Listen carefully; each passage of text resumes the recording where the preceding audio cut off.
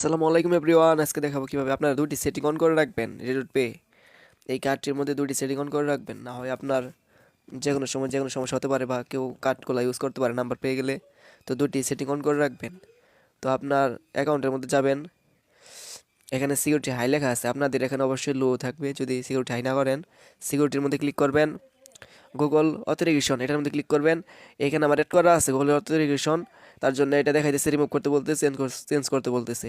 আপনারা play store থেকে Google অথেরিকেশন অ্যাপটি নামিয়ে এখানে হইতেছে কিউআর কোডের মাধ্যমে এটি অ্যাড করে নেবেন। এটি অন করে রাখবেন অবশ্যই। দ্বিতীয়ত, কার্ড প্রাইভেসি কন্ট্রোল এটার মধ্যে ক্লিক করবেন।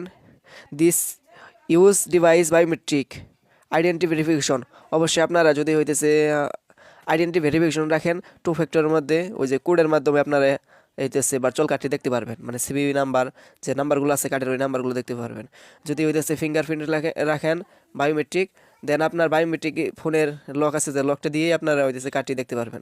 অবশ্যই যদি আপনারা হাই সিকিউরিটি চান তো অবশ্যই আইডেন্টি ভেরিফিকেশন করে রাখবেন, মানে কেউ যদি কোর্স ছাড়া কেউ লগ ইন করতে পারবে না আর কি। এই দুইটা সবসময় অন করে রাখবেন আর কি।